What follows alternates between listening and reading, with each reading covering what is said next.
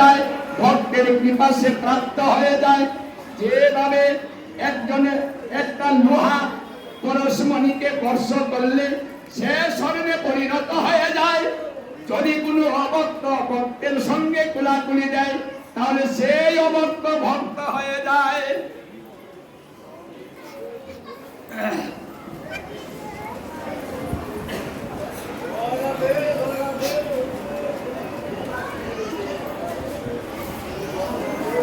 এই জন্য ভক্তের সঙ্গের মাহাত্ম্য অনেক।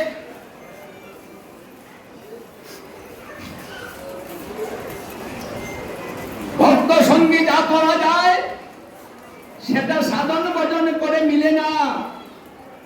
ভক্ত সঙ্গে কৃষ্ণ কথা শুনলে জোড়ায় পঞ্চয়াত্মা, সেই কথাটা যদি ভক্ত সঙ্গে হয় জীবের পঞ্চয়াত্মা জুড়িয়ে যায়।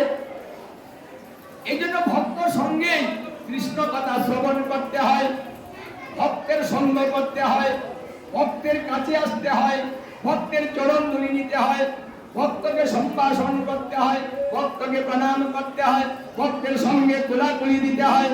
সমস্ত কিছু যে ভক্তের সঙ্গে করে। আমার গোবিন্দ বললেন, হে অর্জুন, আমার সেবা পূজা করিলে আমাকে লাভ হবে তার কোনো নিশ্চয়তা নেই, কিন্তু আমি এই নিশ্চয়তা দিতে পারি যদি আমার ভক্ত সঙ্গ করে। আর ভক্তে যদি কথা দিয়ে কৃপা করে সেই ব্যক্তি অন্তমিকালে আমাকে দর্শন করিতে পারিবে, সেই নিশ্চয়তা আমি দিতে পারি। সাধুগুরু বৈষ্ণব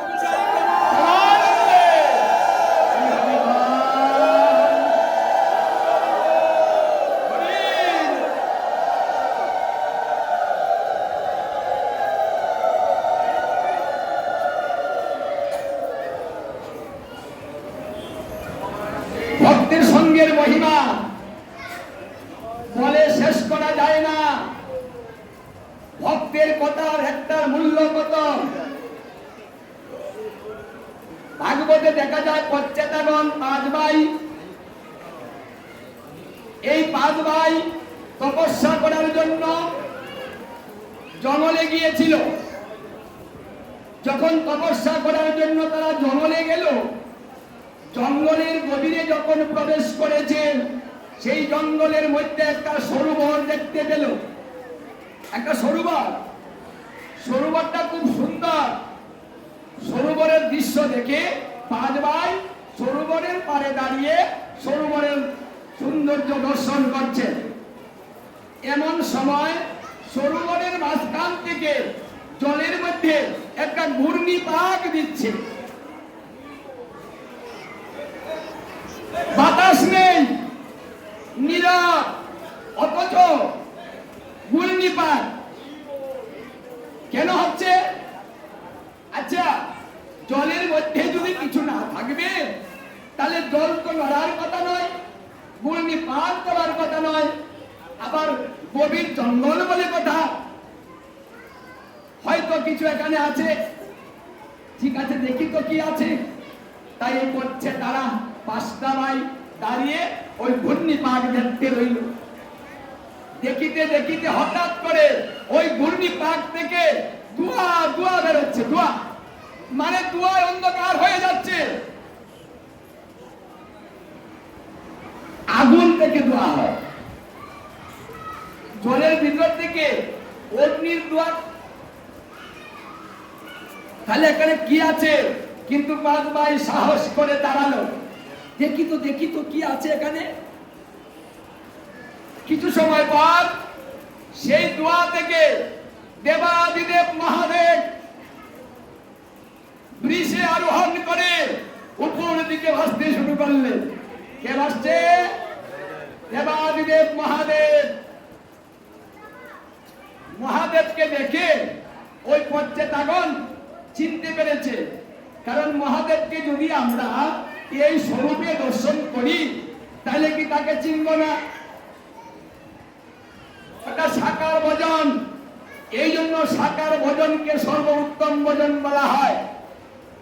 সাকার ভজনে চিনা সহজ, নিরাকার ভজনে সহজ নয়।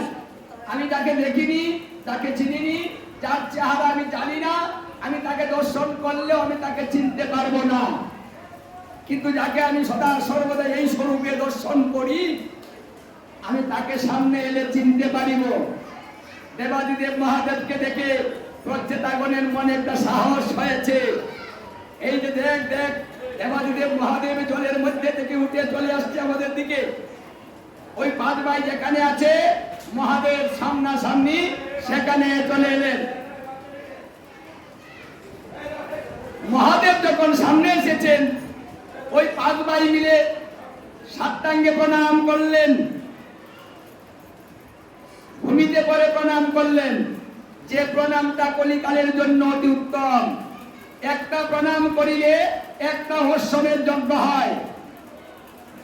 চিন্তা করেছেন বিষয়টা? প্রণাম করলেও কত লাভ। একটা প্রণামে একটা হর্ষণের যজ্ঞ হয়। যদি কেউ মাটিতে ভ্রুণ্ঠিত হয়ে সাষ্টাঙ্গ প্রণাম করে, তাহলে একটা প্রণাম করিলে একটা হর্ষণের যজ্ঞ হয়। আবার হরিভক্তি বিলাসে বলেছে, একটা প্রণাম করিলে 100 জনমের পুণ্য ধ্বংস হয়। তাহলে একটা প্রণাম করিলে অশ্বমের যজ্ঞ হয়, আবার প্রণাম করিলে 100 জনমের পুণ্য ধ্বংস হয়। এই জন্য ভক্তি তত্ত্ব শিখতে হয়। কিভাবে করবেন প্রণাম? না জেনে ধর্ম করতে নেই। না জেনে ধর্ম করলে অজান্তে অধর্ম হয়। ঠাকুরের কাছে যাবেন, কি করে প্রণাম করবেন, কাকে কিভাবে প্রণাম করতে হয় তত্ত্বটা জানুন। এইভাবে দাঁড়িয়ে প্রণাম করবেন না, পুণ্য ধ্বংস হবে। এই যে এই প্রণাম করবেন না, পুণ্য ধ্বংস হবে। একাতে কোনো প্রণাম নেই, ওরা তামসা, এগুলা কুড়াল, দাও, সুর, সুর আছে, সুরের ভক্তি করে। কদিনই একটু সরস্বত দাদা সরস্বত, মানে চুরি করে প্রণাম করে চুপ করে চলে যায়, তাহলে সুরের প্রণাম করে। দেবী প্রণাম মানে নিচে পড়বে না, একটু নোয়াবে, নুয়ে যাবে। দেবী প্রণাম, এইসব প্রণাম করলে পুণ্য ধ্বংস হবে। আপনি সাষ্টাঙ্গে অথবা পঞ্চাঙ্গে প্রণাম করিতে হবে। তারপরে বিগ্রহের চরণ থেকে মস্তক পর্যন্ত দর্শন করিতে হবে। তারপরে ধীরে ধীরে চলে যান। একটা প্রণামেই গোবিন্দ তুষ্ট হয়ে যাবে। যস্মিন তুষ্টে জগৎ তুষ্ট, প্রীতিতে প্রীতিতং জগৎ। উনি যদি তুষ্ট হয়, চরাচর বিশ্ব আপনার প্রতি তুষ্ট থাকিবে। 33 কোটি দেবতাও আপনার পক্ষে কাজ করবে। আর যদি আচরণ ভালো না হয়, তাহলে উনি মনক্ষুণ্ণ হবে। তাই আপনার ভক্তির পূর্ণ ধ্বংস হয়। কথাটা বুঝতে পেরেছেন? যদি আরেকটু সহজে বুঝাই, আপনাদের মেয়ের জামাই আছে না, মানে মেয়ের জামাই, জামাতা, জামাতা যদি বাড়িতে আসে, এসে যদি সুন্দর করে প্রণাম না করে, তাহলে ওই জামাতাকে কি মন থেকে ভালোবাসতে মন চায়? কিছু কিছু জামাতা আছে, এসে সুন্দর করে প্রণাম করে, মা কেমন আছেন, হ্যাঁ জিজ্ঞাসা করে না। আর কিছু কিছু জামাতা এসে ভালো আছেন তো, মানে ভক্তি নেই। তাহলে একজন ভালো করে প্রণাম করলো, শাশুড়ি বলবে, বাবা বেঁচে থাকো, বাবা বেঁচে থাকো। আমার এই জামাই দেখ কি ভালো, কি সুন্দর করে প্রণাম করে ডাক্তা দেয়, অন্তরটা খাই যাবে। কি মন থেকে আশীর্বাদ একাই চলে যায়। আশীর্বাদ চাইতে হয় না, ওটাই একাই চলে যায়। আর আরেক জামাইদের প্রণাম করেছে, এই জামাইদের দেখুন আমার রাগ, জামাই কিছু কই না, হ্যাঁ জামাই যাও যাও, এ জামাইরে কই না, মানে জামাইরে তো ভালোবাসা না কি? তাহলে মন থেকে কি আশীর্বাদ আসলো? আসলো না।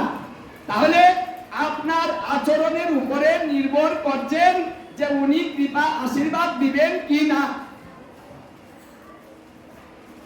যদি আরেকটু বলি,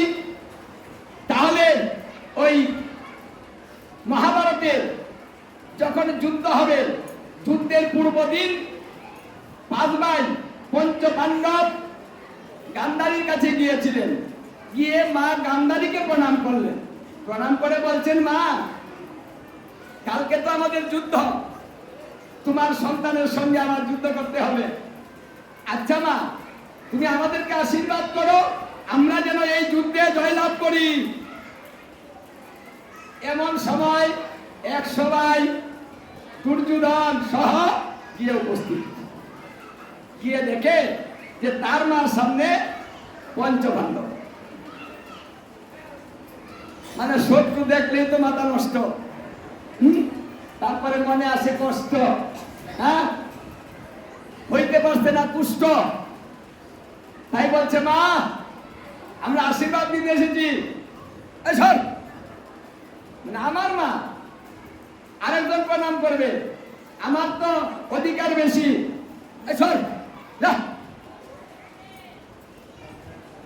পঞ্চপাণ্ডব সরিয়ে দিচ্ছে, দিয়ে মাকে প্রণাম একটা করেছে। পরে বলছে, মা, কালকে যুদ্ধ হবে, আশীর্বাদ করো, আমরা যেন জয়লাভ করি। এই কথাটা বলে বলতেছে ওরা মাত্র 5 জন, ওদের সঙ্গে কেউ নাই। আর আমরা 100 ভাই। আর এই দেশের মানে যত বড় বড় যোদ্ধা, রথী মহারথী, সব আমার সঙ্গে। তারপরে নারায়ণী সেনা, এগুলাও আমার। ওরা 5 ভাই তো টিকতেই পারবে না। দেখুন, সাইতেছে আশীর্বাদ, আমার মাকে শুনাইতেছে বড় বড় গল্প। আচ্ছা, মা আশীর্বাদ কাকে দিবেন? আচ্ছা মায়েরা, যদি আপনার শত্রু আপনার ছেলের সঙ্গে মারামারি করবে, হানাহানি করবে, আর আপনার কাছে আশীর্বাদ চায়, আচ্ছা মায়েরা আশীর্বাদ দিবেন? এখানে এমন কোন মা আছেন? আছেন? আশীর্বাদ দিবেন? দিবেন না?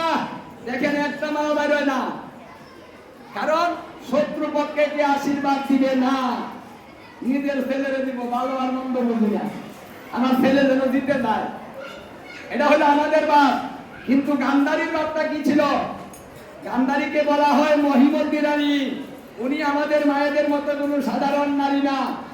উনি বিপদে পড়ে গেলেন, আশীর্বাদটা কাকে দিবেন? যে পক্ষে আশীর্বাদ দিবে বিপদ তো মন খারাপ করবে, নিজের ছেলে, তালের ছেলে। কি করি এখন? উনি চিন্তা ভাবনা করে উত্তর দিলেন, হে পুত্রগণ, সবাই শুনো, মানে সবাই শুনো, এক কথায় উত্তর। ধর্মের জয় হবে, অধর্মের ক্ষয় হবে। আমার আশীর্বাদ ধর্মের পথে রইল। যে ধর্ম পথে থেকে যুদ্ধ করিবে, আমার আশীর্বাদ তার উপরেই পড়িবে, সেই জয় লাভ করিবে। তোমরা সবাই ধর্মের পথে থেকে যুদ্ধ করিবে।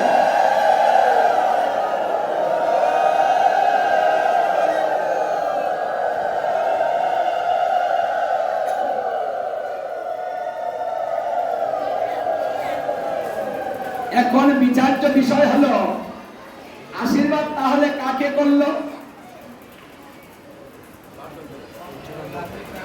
গান্ধারীর আশীর্বাদ কার উপরে গেল?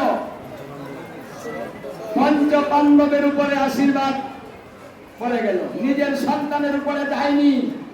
তাহলে আশীর্বাদ নিতে হইলে নিজের যোগ্যতা থাকতে হবে।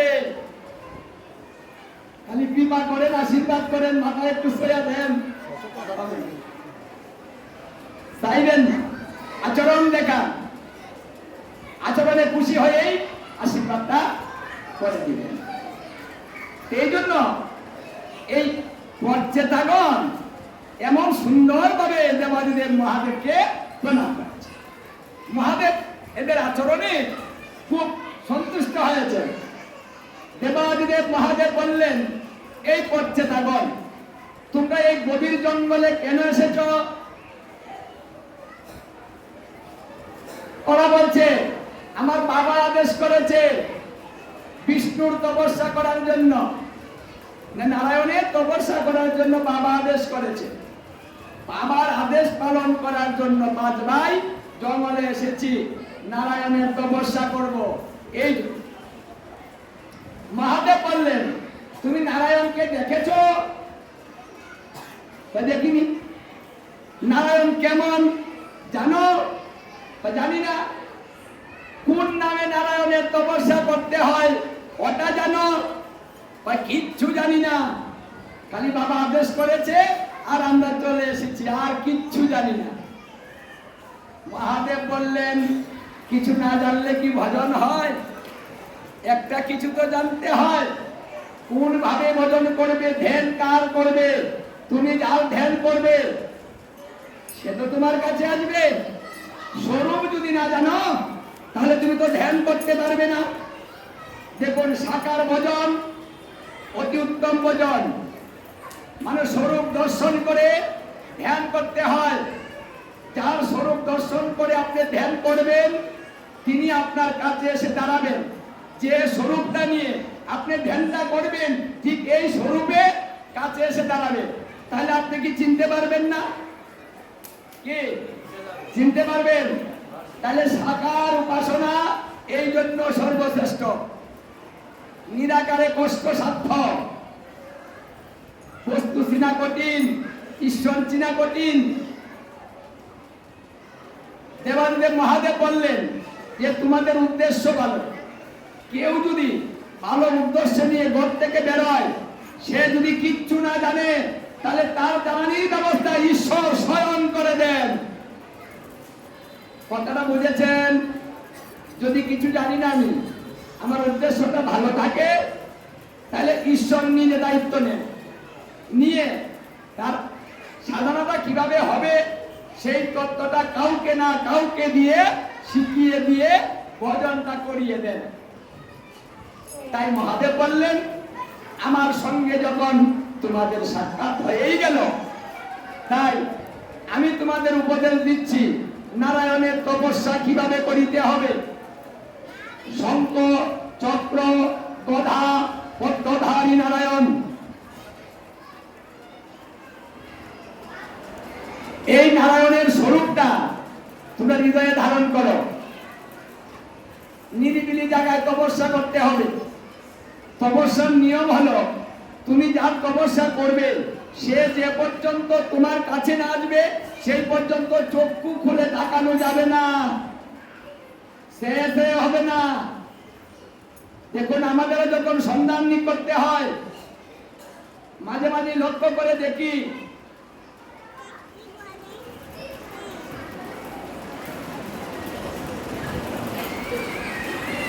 মানে চতুর্দিকে চাইছে আর মন্ত্র জপ করছে।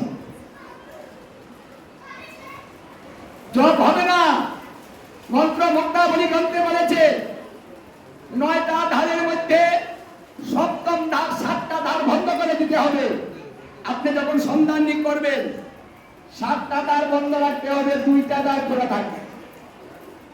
চক্ষু বর্ধিত করে থাকতে হবে, ধ্যানের দ্বারাতে দর্শন করতে হবে।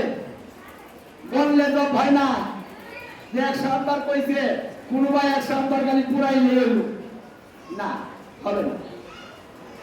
কোটি কোটি ভজন করলেও ভজন নষ্ট হয়, অল্প ভজন করলেও গোবিন্দ তুষ্ট হয়। তাহলে জেনে অল্প করা ভালো, অধিক করার দরকার নেই। সারাদিন করবে, সকালে সন্ধ্যার সময় জিরু নাই কিছু, এইসব ভজন জেনে করুন। তাই দেবাদিদেব মহাদেব সুন্দর করে ভজন তত্ত্বটা শিখিয়ে দিলেন। তোমরা নিরিবিলি বসে তপস্যা করো। কোথায় বসবে তোমরা? বলছে উপরে থাকলে তো ঝামেলা, কি মানুষে জ্বালাবে, পশু পাখি জ্বালাবে। আমরা নিরিবিলি জায়গায় চলে যাই। কোথায় যাবে? ভাই আমরা সমুদ্রের নিচে যাই। ঠিক আছে, যাও। এরা 5 ভাই চলে গেল দেবাদিদেব মহাদেবকে প্রণাম করে সমুদ্রের নিচে। সমুদ্রের নিচে গিয়ে তারা তপস্যায় বসেছে। এরা তপস্যা করলো 10,000 বৎসর। এর মধ্যে চক্ষু খুলে নাই। মহাদেবের কথা কথা ঠিক মতো যেভাবে বলেছে ঠিক সেইভাবে তারা ভজনটা করেছে। মহাদেব আশীর্বাদ করে দিয়েছিলেন, যদি তোমরা আমার কথা মতো ভজন করো, আমার আশীর্বাদ তোমাদের সঙ্গে রইল। আশীর্বাদ করছি নারায়ণ যেন তোমাদের দর্শন দেয়।